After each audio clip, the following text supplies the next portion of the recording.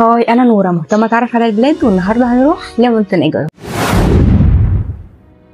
بلد أوروبية من غير فيزا للمصريين، ومن أسرع البلاد إنها تديك الجنسية، وكمان في طور تطور إن هي تدخل الاتحاد الأوروبي، يعني هتكون شنجن، والباسبور بتاعها بيدخلك 125 دولة بدون تأشيرة. معقولة كل البلاد دي في دولة واحدة؟ معقولة، زائد مدنها الجميلة وكمان طبيعتها الخلابة. أهلا بيك في مونتينيجرو. تعالى الأول أحكي لك قصة البلد دي من أولها. زي ما انتوا عارفين أنا مش بقول لكم على البلاد كده وخلاص، لأ، إحنا لازم بنعرف أولها من آخرها. فتعالى بقى معايا في الفيديو عشان احكي لك القصه من اولها. هنا لازم قبل ما احكي لك قصتها احكي لك قصه سكانها الاول وتتعرف عليهم من البدايه. زمان كان بيسكن منطقه الجبل الاسود ومنطقه البلقان ومنطقه شبه الجزيره الايطاليه مجموعه من القبائل الهنديه الاوروبيه واسمهم الايراليون.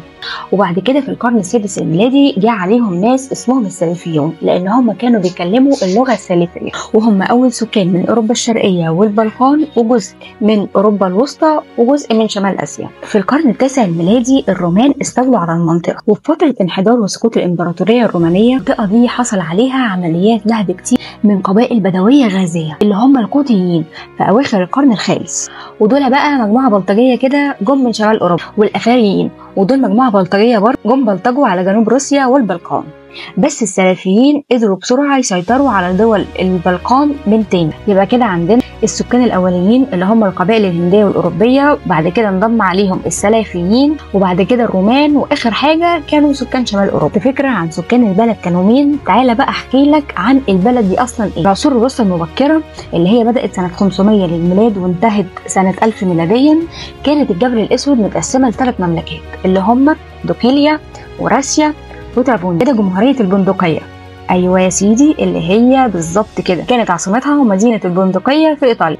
حكمت الجمهوريه البندقيه اجزاء من الجنوب في الجبل الاسود، ودمجتها في البانيا الفينيسيه من اواخر القرن ال14 للقرن ال18. ده بقى اسمها الجبل الاسود. وليه؟ في اواخر القرن ال15 الجزء الباقي من الجبل الاسود كان تحت حكم الدوله العثمانيه اللي بدات تتسمى فيه بالجبل الاسود، وده نسبه الى ظهر جبل لوريتشن. وفي مؤتمر برلين سنه 1878 بقت الجبل الاسود دوله مستقله، راحت مملكه في عام 1910. في الحرب العالميه الاولى بقت جزء من يوغوسلافيا. سريعا كده، مين هي يوغوسلافيا اصلا؟ هي مملكه ضمت صربيا، كرواتيا، والجبل الاسود، والبوسنه والهرس، سلوفينيا، وكوسوفو، ومقدونيا الشماليه. اسست مملكه يوغوسلافيا سنه 1918، واتلغت المملكه سنه 1945، واتفككت المملكه سنه 1992.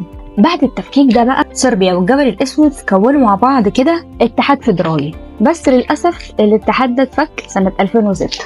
طب دلوقتي ايه الدنيا يا ستي هناك؟ صدعتينا، خلينا ندخل في المهم.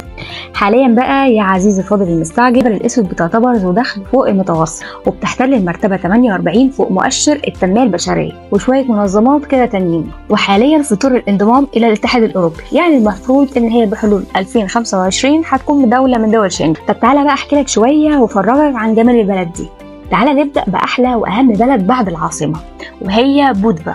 دي من اجمل الشواطئ اللي ممكن تشوفها في العالم، لان هي بتمتاز بالرمله الصفراء والميه الفيروزيه. والشواطئ في بودفا او مونتيجرو عموما بتتميز ان الميه ساقعه شويه، وده بيكون حلو ومميز في الصيف. بودفا كمان فيها قلعه على قمه التل، تقدر من هناك تشوف المدينه والبحر والمنظر الخرافي من القرى. انت بقى عايز تتمتع بالقعده على البحر وتجرب الاكل المحلي حلال، ممكن تقعد في اي كافيه موجود هناك، والاسعار هناك بتعتبر متوسطه. بس بناء على كلام بعض الرحاله، فالمقصود بالكلام او مقصود بكلمه حلال ان هو مش لحم خنزير او حاجه فيها واين، بس طريقه الذبح مش واضحه. المميز بقى كمان في بودفا هي مش بس شواطئها الجميله، لا، كمان شوارعها الضيقه القديم، تسلك التاريخ والثقافه اللي اتكلمنا عليهم في اول الفيديو.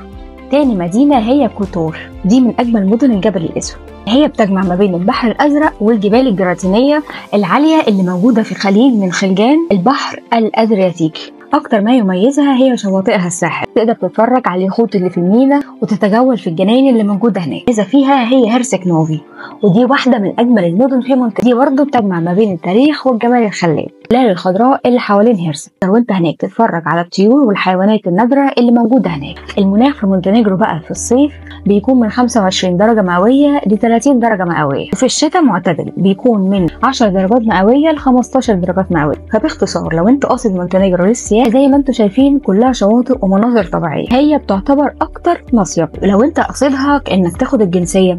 ده هتلاقوني قايله لكم عليه في فيديو تيك توك، وهتلاقوني سايبه لكم اللينك بتاع الحلقه في الديسكريبشن. عايز بقى تسافر مونتينيجرو كسياحه، بالنسبه للدوله العربيه فهي مش محتاجه تاشيره او فيزا. لو انت من مصر عن طريق شركه سياحه لازم هم اللي يحجزوا لك تذكره الطيران، وهيكونوا مسؤولين عنك طول الرحله، والرحله بتكون مدتها اسبوع، لان هي تبقى طياره واحده بس اللي بتطلع من القاهره بتوصل للمطار هناك وبترجع تاني. كده نكون وصلنا لنهايه الفيديو. لو عجبتكم الحلقه ما تنسوش تعملوا لي لايك وسبسكرايب عشان يوصل لكم كل الحلقات اللي جايه، وشاركوا في التعليقات وهل عجبتكم البلد ولا لا. باي باي.